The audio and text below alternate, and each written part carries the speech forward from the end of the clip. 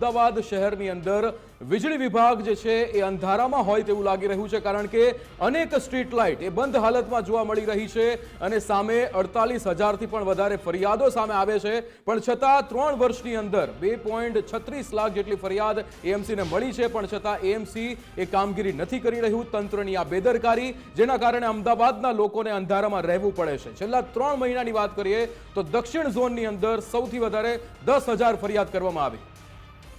આ મુદ્દે સવાલો અનેક ઉઠી રહ્યા છે કે અમદાવાદને જે એક તો ટ્રાફિકની સમસ્યા પહેલાથી છે, પાર્કિંગની સમસ્યા છે અને એવામાં સ્ટ્રીટ લાઇટ પણ નથી, રસ્તા પર ખાડા ટેકરા છે, ક્યાંક તંત્ર બમ્પની ઉપર વ્હાઇટ પટ્ટા લગાવવાનું ભૂલી જાય છે. જો કોઈ અકસ્માત સર્જાશે તો જવાબદાર કોણ? કારણ કે હવે તો સ્ટ્રીટ લાઇટ પણ બંધ છે. સાહેબ, હવે તો જુઓ, આ બાબતે વિપક્ષ નેતાએ પણ સવાલો ઉઠાવ્યા છે. શું કહ્યું એ પણ સાંભળો. ये आंकड़े साफ बताते हो कि यदि 5 महीने में 48,000 से अधिक कंप्लेन स्ट्रीट लाइट बंद होने की आती हो तो भारतीय जनता पार्टी ने अहमदाबाद शहर को अंधेरे में कर दिया है. वही स्ट्रीट लाइट बंद होने से दिन प्रतिदिन एक्सीडेंट के केसेस बढ़ते जाते हैं.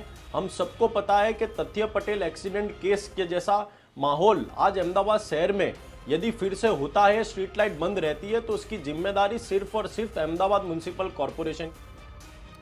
એટલે વિપક્ષ આકરા પ્રહાર કરી રહ્યું છે, પરંતુ આ બાબતે અમારી સાથે સંજય જોશી સંવાદદાતા લાઈવ જોડાઈ ગયા છે.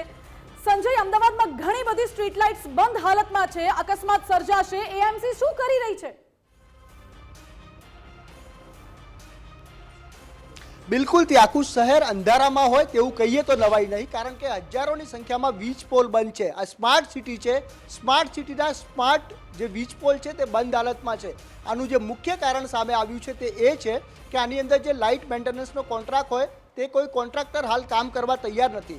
જેની જોડે કોન્ટ્રાક્ટ હતો તેનું જે ટેન્ડરિંગ કરી અને રીકોન્ટ્રાક્ટ કરવાની વાત હતી તે કોર્પોરેશન કરવાનું રહી ગયું છે કે ભૂલી ગયું છે. પરિણામે ટેન્ડર બહાર પડ્યા નથી અને કોઈ નવો કોન્ટ્રાક્ટર આવ્યો નથી અને પરિણામે આ જે વીજ થાંભલા બંધ છે તેની ફરિયાદો માત્ર આવી રહી છે, પરંતુ નિરાકરણ થઈ રહ્યું નથી. તે વીજ થાંભલા ઉપર લાઇટ શરૂ થઈ શકી નથી. પરિણામે જે સ્ટેન્ડિંગ કમિટી ચેરમેન છે દેવાંગ દાણી, તેમને પણ અમે પૂછ્યું હતું, તેમણે આ વાતનો સ્વીકાર કર્યો હતો, તેમણે ભૂલ સ્વીકારી હતી. તેમણે કહ્યું હતું કે આ જે વીજ પોલ છે તેનો કોન્ટ્રાક્ટ ટેન્ડરિંગ જે છે 2 મહિના અગાઉ કરવું જોઈતું હતું, પરંતુ થયું નથી. જે તે અધિકારીનો ખુલાસો લેવામાં આવશે.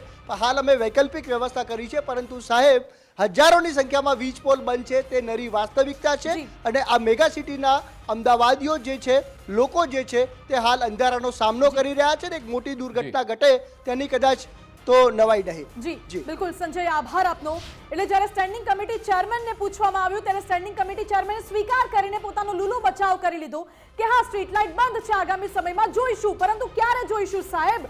અને આ તરફ મોરબીથી પણ એવા જ સમાચાર છે, માત્ર અમદાવાદની વાત નથી. મોરબી પણ મહાનગરપાલિકા છે અને મહાનગરપાલિકાની ઘોર બેદરકારી પણ સામે આવી છે, જ્યાં મોરબીમાં અવની ચોકડી પાસે મનપાની સ્ટ્રીટ લાઇટ જોખમી બની છે. છેલ્લા 1 મહિનાથી કેનાલ પર સ્ટ્રીટ લાઇટ લટકી રહી છે, નીચેથી લોકો અવર જવર કરે છે, પસાર થાય છે. નાના ભૂલકાઓ સહિત હજારો લોકો આ રસ્તા પરથી પસાર થાય છે અને જો આ સ્ટ્રીટ લાઇટ કોઈના ઉપર પડી તો તેનું શું હાલ થઈ શકે છે ને એ વિચારવા લાયક છે. તંત્રે કોઈ દિવસ વિચાર્યું પણ નહીં કે આવી મોટી દુર્ઘટના સર્જાશે તો જવાબદાર કોણ હશે? કયા અધિકારીને તમે પકડવા જશો? એ સવાલ અહીં ઉઠી રહ્યો છે. બિલકુલ, અને એવું છે કે અનેક ફરિયાદો મળે છે, આવી ઘોર બેદરકારી સામે આવે છે, છતાં તંત્ર એ કોઈ જ કાર્યવાહી કરતું નથી. એ સામે આવે છે આ ઘટનાઓ બાદ.